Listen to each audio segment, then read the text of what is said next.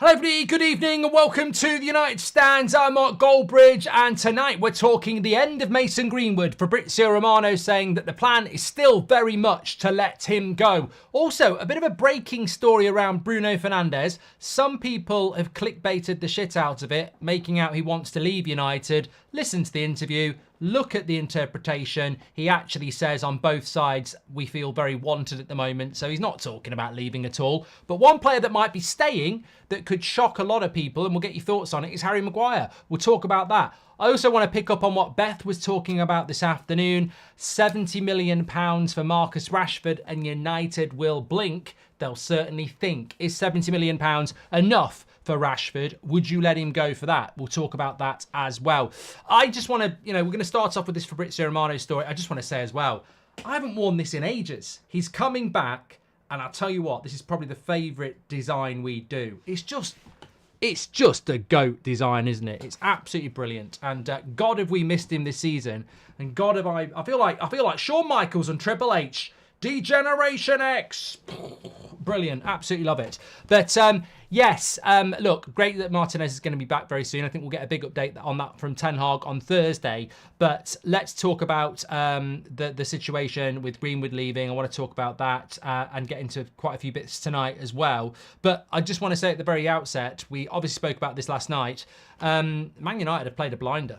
Whoever's behind it, they've played an absolute blinder because you've got Bruno talking about it. You've got players panicking about it. Respect is gone. That's the big message coming out of Man United. Respect will be earned from now on. Respect is gone.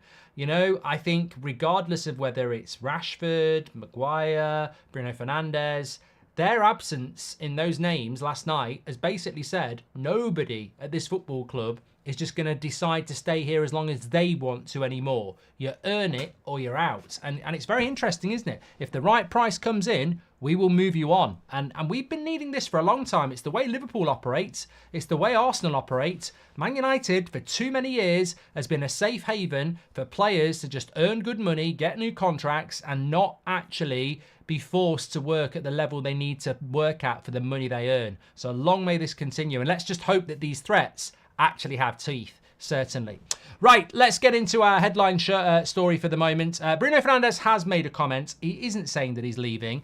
We'll come back to it in a minute because he speaks about what could happen after the Euros. But he says, I'm not thinking about other things at the moment. Obviously, it doesn't just depend on me. A player always has to want to be here. But at the same time, you have to want to stay. And at the moment, I feel that there's that on both sides. I want to be here and the club want me to stay. So, yeah, sensationalist stuff about him wanting to leave is bullshit and inflammatory. It's not actually true. But what is true is what Fabrizio Romano has said about Greenwood, and it's probably well timed considering we were talking about Greenwood on the morning show, talking about how many of you think that he's a more talented player than Marcus Rashford, and some of you would welcome him back to the club.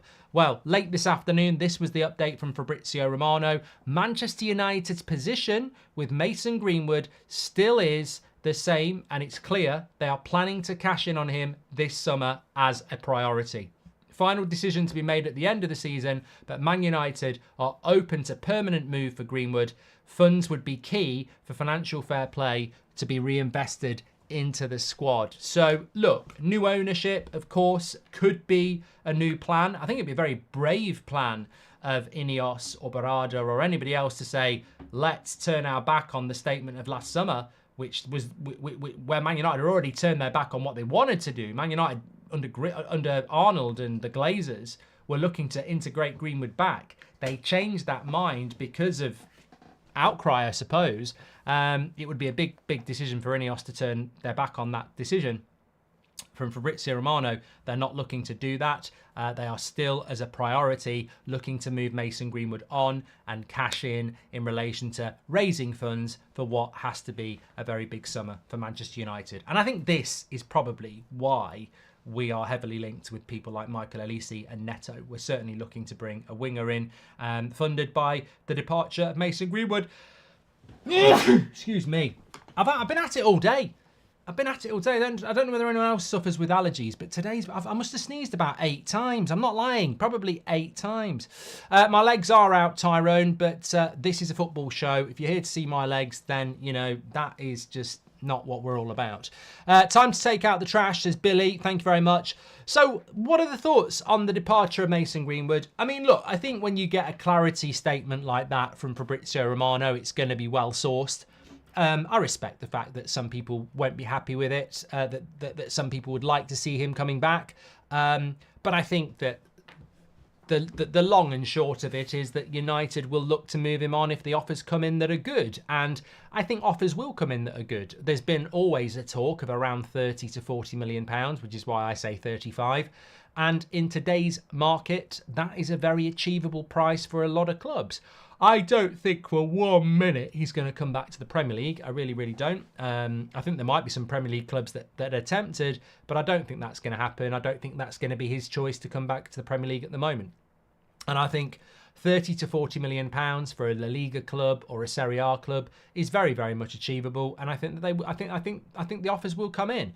I think Greenwood will want to sort it out quickly. Obviously, he's not going to be part of the Euros, is he? He's going to finish the season very soon with Getafe and go for a break and refresh and look for a big season with a permanent challenge. And I think that this deal ticks a lot of boxes for a lot of people.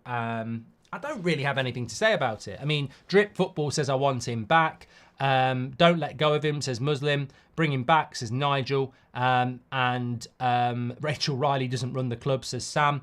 Any idea or hints from the club what they're looking for price-wise, says Ryan. I think it will be between 30 and 40 million pounds. Evan says he's way better than Rashford. Scott Newton says, I love the fire sale. It sends the message to everyone. Player power is over at this club and is so important, just like the Fergie years. Cross the manager and you're gone. Then watch them perform. So look, that is an update from Fabrizio Romano. I'm more than willing to come back on some of your comments about it. JS says the price is too low. But have you had curry for tea, food around your mouth? I haven't got any food around my mouth. I haven't had curry around my tea, Ben. And people keep cracking this joke. It's not funny. It's boring. Let's move on. I have got snot coming out my nose because I've got hay fever or something and I can feel it running down there. But look, let's talk about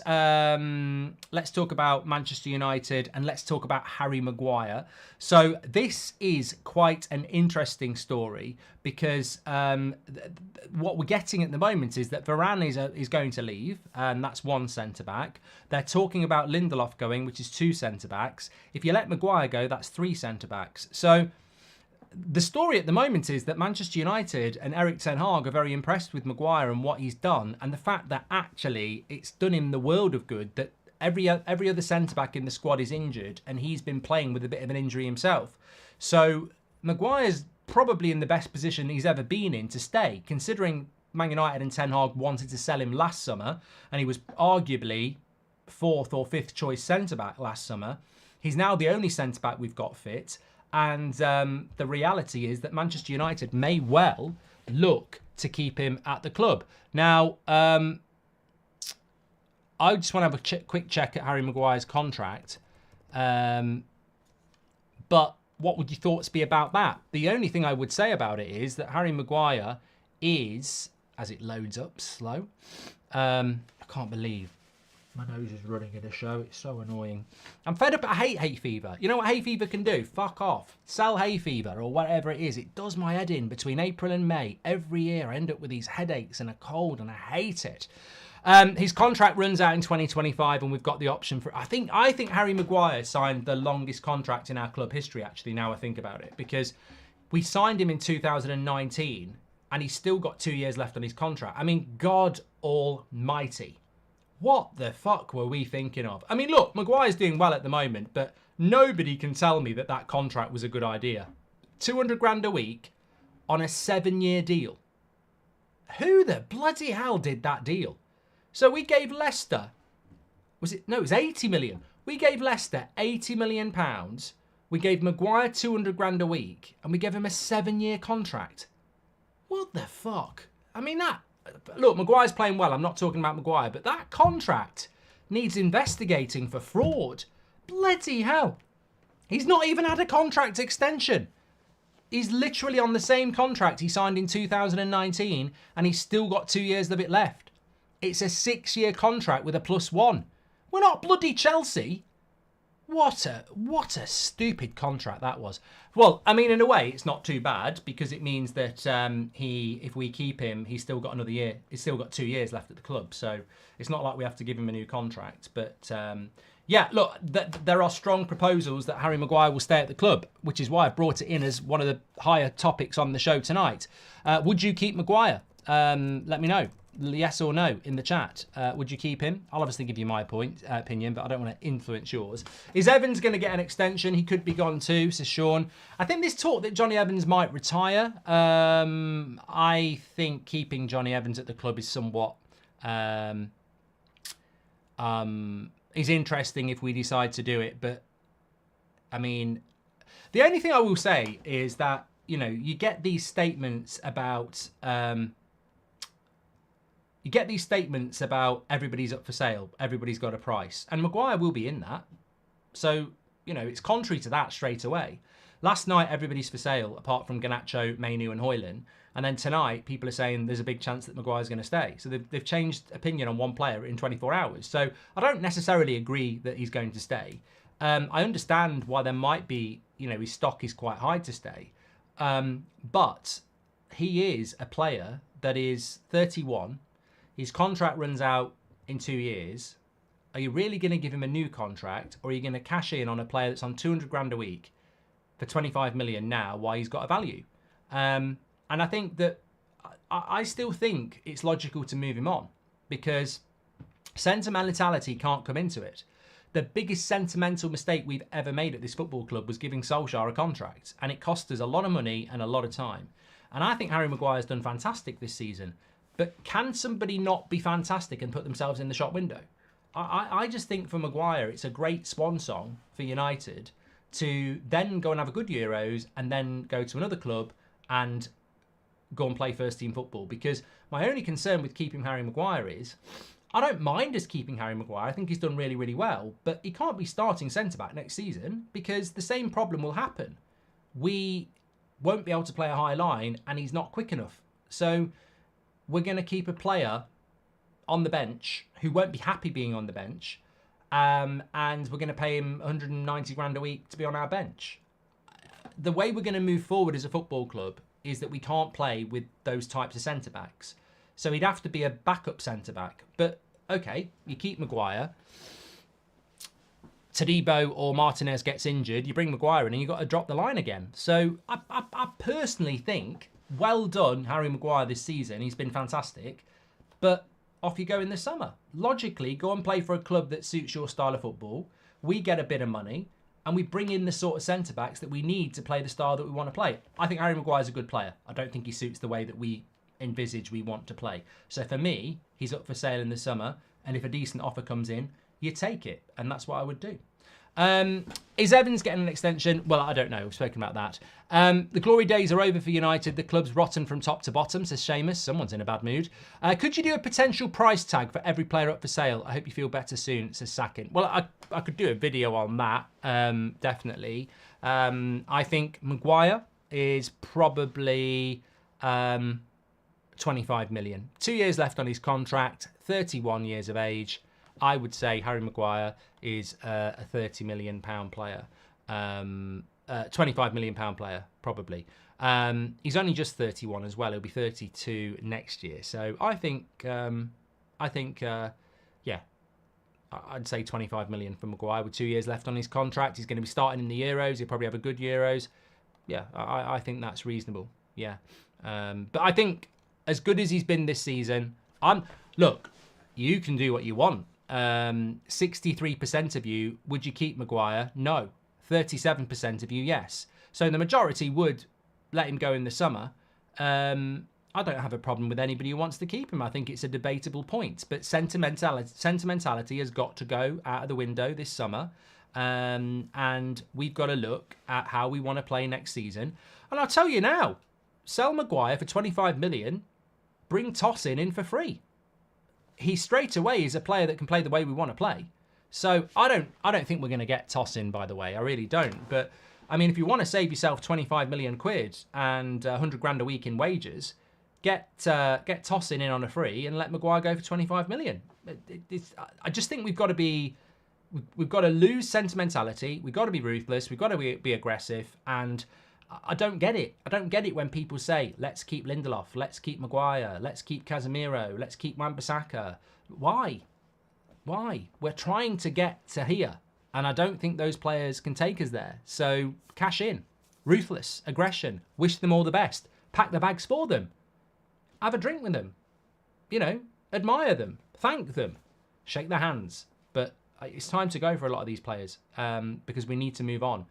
We've got to get our identity back. Of course we have. United says, it's your boy Cal. Thank you. I just want to talk about, what do I want to talk about? There's a few things I want to talk about. I just want to talk about, we're going to talk about a striker. Sesko's been linked to us again. When are we getting community videos again, says Mohammed. Community videos? I think you mean members club videos. Next time we do some tours. Yeah. If Harry stays, that's another 20 million missed. We'll walk for free next season. Would be fourth choice. Not sure why he would stay anyway. It's just for investing. Yeah, maybe he'd want to go as well. Linda says get Sesko in. I want to just go back to what we were talking about this afternoon. I watched the video with Beth and I saw what a lot of you had to say. So I think it was ESPN Rob Dawson saying that Manchester United would certainly flinch if a club offered £70 million for Marcus Rashford. Now, a lot of you said you would take £70 million for Marcus Rashford. And in fairness, a lot of you said you wouldn't. He's got to be worth than that. A year ago, Mark was saying he's worth 100 million quid. I do. I remember that. I mean, look, if you want an honest answer on me, for most of the last 5 years, if you ask for a value of Marcus Rashford, I would say 100 million quid. Yeah, I would. Definitely. 100%. Yeah, 80 to 100 million quid is what I've always said. Now, people are going to laugh at that now, but a year ago, yeah, I think that was right. 100 million quid, 80 million quid, something like that. Somewhere between 90 million quid, definitely. But he ain't worth that now because he's been on the piss in Belfast. He's playing badly. He's played badly all season. The price is really interesting, and I think that you can't ask for full price on a product that everybody knows isn't firing, and also this is the biggest thing. Why are Man United trying to sell him a year after giving him a massive contract and massive wages? So if I'm PSG or any other club that's interested in Rashford and I knock on the door and I say, I'm slightly interested by the fact that you might be listening to offers, what you're looking for. And Man United say to me, well, we're not going to talk to anybody unless it's over 90 million. I'd say, fine, okay. Yeah, I just wanted to know. We are interested, but not at that price. And see what Man United say. Because then what Man United should say is, okay, you're interested. What sort of price are you thinking at? And then if I'm PSG or whoever, I'd say, well, we were thinking at about 60. And then United say, you're having a laugh. There's no way we're going that low. And then you go, all right, what about 70? And then you're talking. I actually think that Rashford and his team are going to be mightily pissed off. Mightily pissed off. Because they monitor social media. We know that. We know that. And this is not fan content. This is not hate. This is not abuse on social media. This is credible journalists, potentially briefed by the club, saying, we will listen to offers for Marcus Rashford. We don't want him to go. We're open to offers. If he wants to go, we'll listen. If a good offer comes in, we'll listen. They've never done that before. They've never done that before. And I guarantee you the people around Rashford will be pissed off with that because they'll be going, God, we've got enough heat at the moment without giving the, pouring petrol on the fire to the people who want me to go. So United have sent quite a big statement subtly out there that if Rashford wants to stay, it's on him. We're not protecting him and saying he's not for sale at any price. It's up to him. We've tried a lot of things. He now has to prove he's a Man United player. We've tried everything. It's now up to him. And again, I think it's an interesting move and it's a new move. I mean, it's very different from when Ole Gunnar Solskjaer said something about Rashford, I can't remember, and then he walked into the next press conference and said, before I take any questions, I've just got to basically apologise to Rashford publicly. I mean, that is not where we're at anymore. And that happened. I remember it. I'm sure a lot of you remember it. Solskjaer said something, I can't remember what it was, and the next press conference, before he took any questions, he basically had to clarify what he'd said and sort of apologise, unprompted. So that just shows you how powerful Rashford's influence at Man United used to be, that a manager is told he's got to basically go and clarify it before anybody asks him a question. And now you've got stuff coming out that, yeah, you know, we'll listen to offers. So, but that's how it should be. No player should be dictating what's going on at a football club, and shame on Manchester United for allowing that to happen with others as well. Paul Pogba. You know, the way Rioli used to speak about this football club and how we bent over backwards with him. Like, we've created this environment. It's not Rashford's fault. It's not Pogba's fault. It's not any other player's fault. Man United and the Glazers allowed a situation where the players got too powerful. And I think it's absolutely correct that Ineos are going to say, no, this stops. We're not having this anymore. Other clubs that are successful don't do this. We're not doing this. If somebody pays a price for a player that's not performing for us, we will take that price. And there's nothing wrong with that. But it will upset some players. I mean, even Bruno, we'll read his comments in a minute. It will upset some players because they'll go, I want to feel loved. Well, I couldn't give a shit. I couldn't give a shit about that. I even disagree with Bruno. What do you mean you want to feel wanted? Like, you'll feel wanted if you perform in a Man United shirt. I mean, we're not giving you a bedside story and a cup of cocoa. Like, no, those days are over. You're not getting that anymore. We're not here to cater for you. You're here as an ambassador of Manchester United. Wearing our shirt is a privilege. It's not a blanket. You know, you don't, like I say, you don't get a bedtime story and tucked in. It's a shirt that means a lot over a long period of time. You're paid to wear that shirt. You owe us, not the other way around. So I think this is a message that Ineos have to get across. This is no longer the club that kisses players' arse.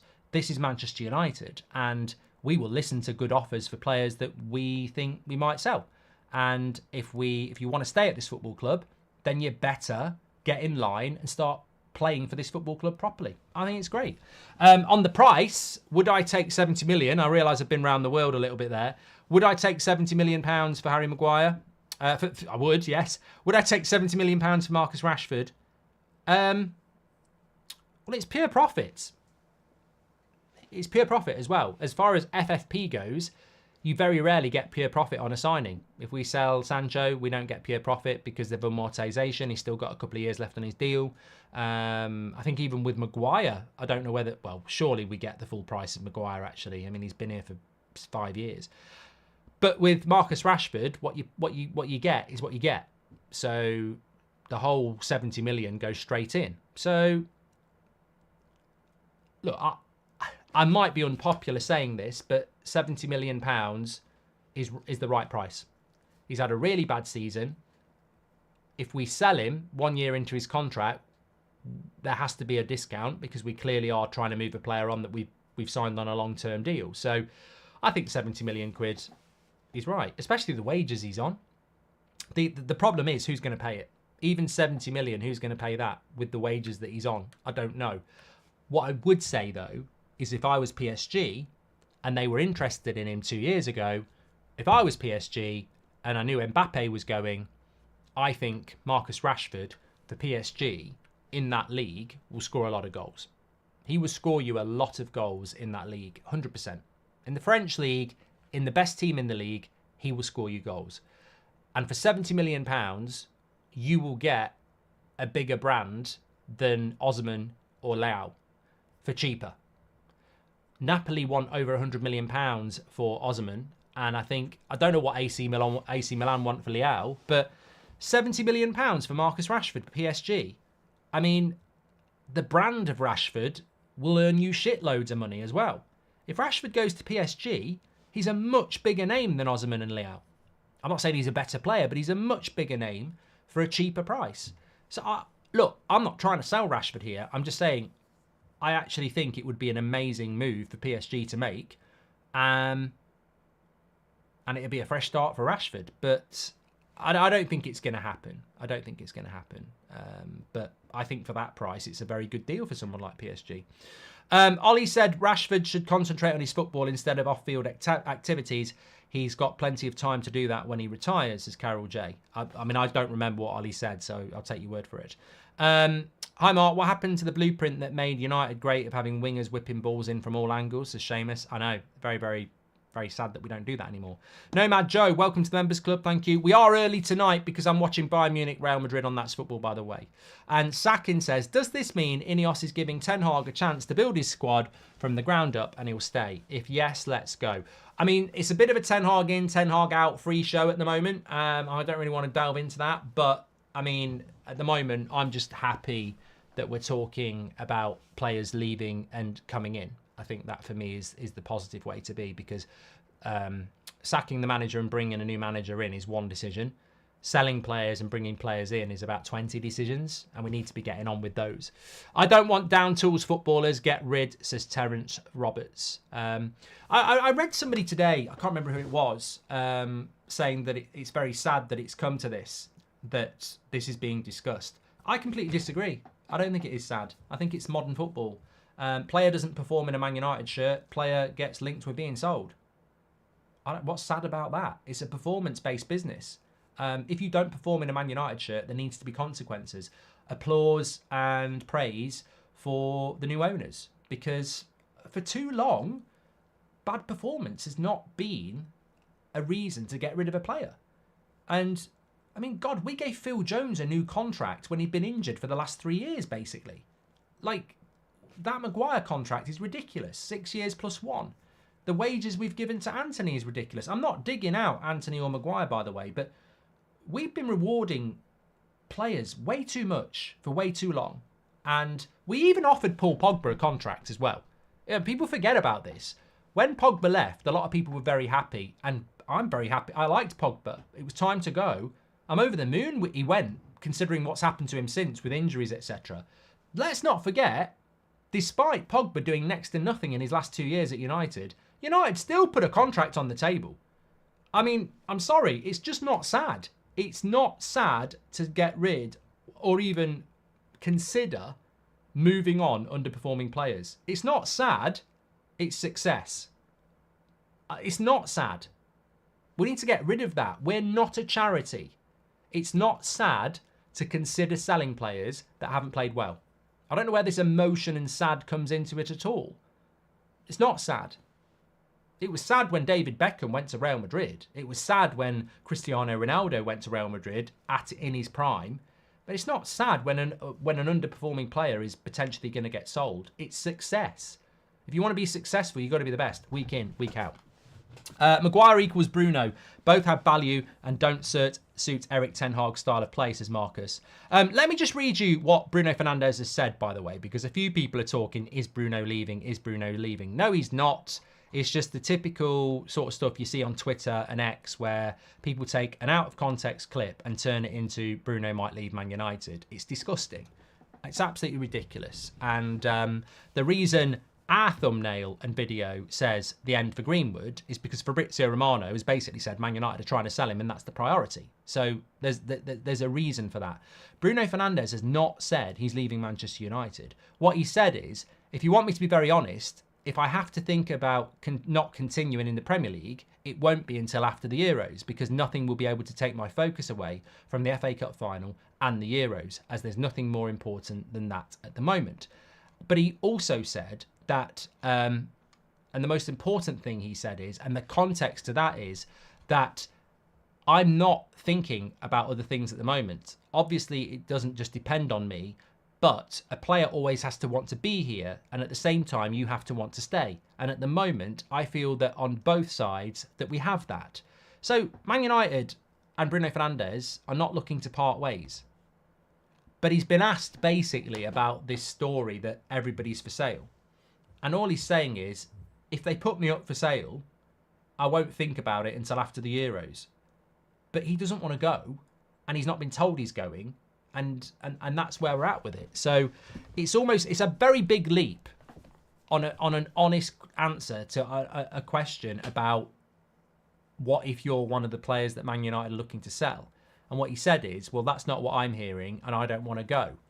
But if that did happen, I wouldn't think about it until after the Euros. I mean, how people go, Bruno wants to go from that is incredible.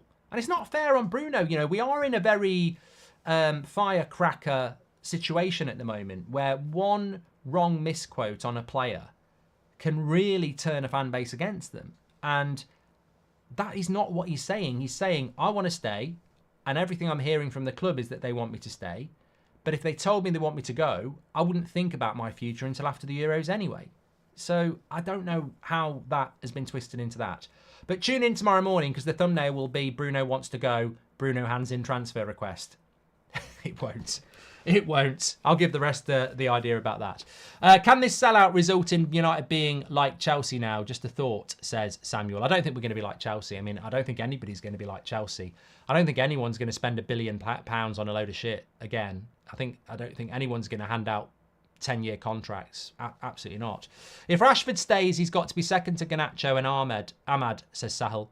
I think Ahmad might go this summer. I know that's off the cuff and it's not part of the schedule, but we don't do part of the schedule. I think Ahmad will go in the summer. I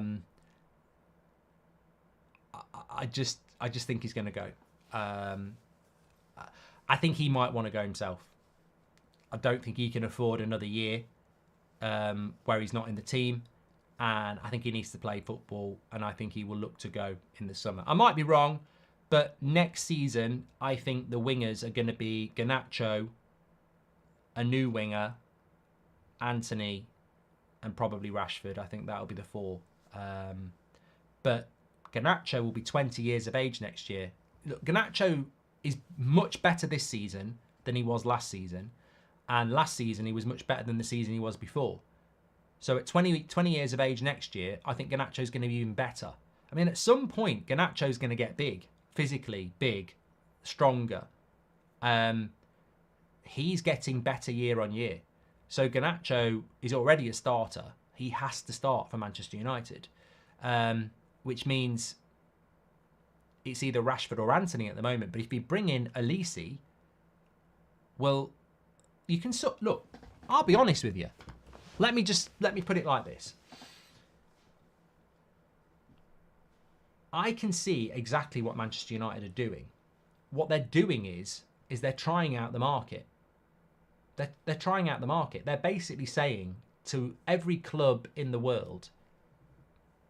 I mean that Rob Dawson thing today. I don't know whether that's Rob Dawson doing that or that's actually coming from a source. But if I was Ineos, I would be following up what came out yesterday with a few little teasers as well.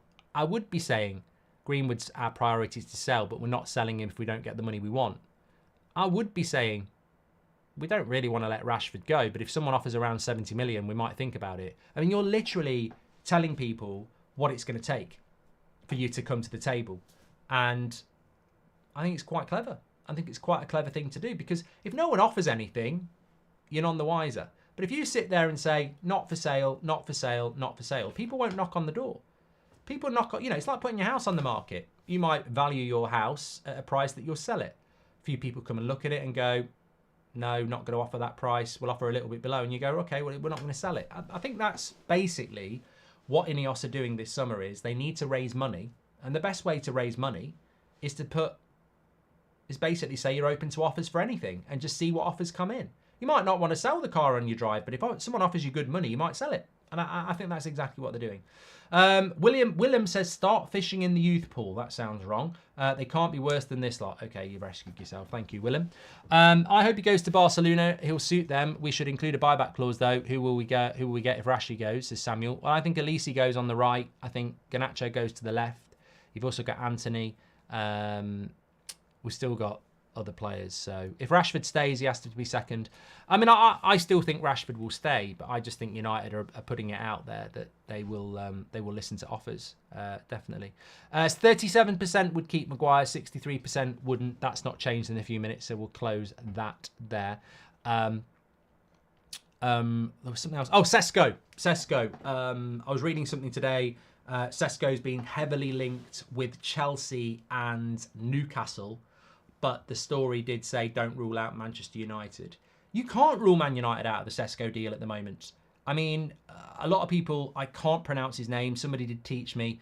The Sporting Lisbon guy who was at Coventry, the Swedish striker, scored shitloads of goals at Sporting Lisbon. You can't rule yourself out of that. You can't rule yourself out of Sesko. You can't rule yourself out of Robbie. You can't rule yourself out of Jonathan David. You can't rule yourself out of Evan Ferguson. We can't rule ourselves out of everybody at the moment because we want a striker and nobody knows who it is. Like, with the centre-backs, we know who they are. We know there's a free toss-in. There's Todibo at Nice. There's Branthwaite at Everton. There's Guehi at Palace. We're gonna buy one of those centre backs. I'm convinced. We might even buy two. We know we want Frimpong at left back. Left back could be Alt-Nouri at Wolves. That might be why we're talking to George Mendes. Midfielders, yeah, Wolves midfielder, Edison, Alisi, winger, striker. I don't bloody know. Nobody knows. I don't know. I don't know who the striker's going to be, but you can't rule Sesko out. The article is correct. I like Sesko. I think he offers something very, very different for Manchester United. But what I will say is, if you go and get a striker, like some of those names I've mentioned, and if you go and get Sesko, you better bloody put crosses in the box. There is no point getting Benjamin Sesko and not putting crosses in the box. And there are so many things that need to be sorted at Manchester United over the summer. But the biggest thing we need to solve, or one of the biggest things we need to solve, is clearing out players. But with the influx of players, one of the biggest things we need to sort out is our ability to create chances for our striker. Because Ronaldo moaned about it, Cavani moaned about it, Martial moaned about it, I'm sure Rasmus is moaning about it, and we don't want another striker moaning about it. We've got to become more creative. And that goes back to a conversation we had about 2 months ago about Bruno Fernandes and whether he is the right number 10 to create chances for our striker. And people will quite rightly tweet what the United Stand tweeted, that Bruno Fernandes has made more chances than anybody else for anybody else this season. But I've looked at those chances and some of them are a 5-yard pass to Rashford when he shoots from 40 yards. Is that a chance creation? Quality of chance creation has got to improve. I'll tell you now, it counts as a chance if you pass the ball from the centre circle to Anthony, he runs forward and curls it over the bar. Like, that's counted as a chance. Quality of chance has got to improve. Penalty box chances have got to improve. 100%. Wolves, what about Kuna from Wolves, says Faisal? Mate, I think he's a good player. I don't know, is the honest answer. Look, I think striker is the most exciting. Striker and midfielder are the most interesting things out there. And I know Lucas said that Man United are looking for a centre-back, a centre midfielder and a striker. I mean, I think tomorrow he's going to announce that we're going to play our home games at Old Trafford next year. I mean, everybody knows we're after a centre-back, a centre midfielder and a striker. What we want to know is, who is the striker going to be? Is it going to be Sesko? Is it going to be Robbie? We don't know at the moment. And I think that is the most exciting thing, knowing and finding out who the striker is that we're going to go for. So I'm very, very interested by that. And I think that when it comes down to it, nobody's got a bloody clue at the moment, to be honest. Okay, I've got to move. I've got to be on the. I'm meant to be on that bloody. I'm meant to be on that bloody football. That's football. I've got to get over there for Real Madrid against Bayern Munich. Looking forward to it. Fantastic show again tonight. I'm loving the type of conversation we're having. It's doing great wonders for my mood and my mental health, and I hope it's doing it for you as well. I think up until Sunday night, that was a low. It's just this constant argument about sacking a manager, which is one person at the end of the day. We need 10 out, we need about 7 in. Like, there's 17 conversations that are more important, I think, than the one conversation. And it's great that we're actually getting credible stuff out there to discuss. So loving it. Absolutely loving the shows at the moment. 8 o'clock show's always a good one. Well, it's been 7 o'clock tonight, but and if you want to get one of these, by the way, a lot of people have been mentioning it. It's a pleasure to have it back on. It's my favourite bit of merch that we do. It's pinned in the live chat, or you can go to Shopify, United Stand, and the red one's even better than this. I need to order the red one because I have got a red one, but it's at the studio in Manchester, and they've bloody nicked it off me. I like the white one as well. I like all three, red, white and black, Man United colours. Anyway, I'll see you on That's Football in 5 minutes. Tell them I'll be a little bit late, but I will be there for kickoff. Speak to you in a bit.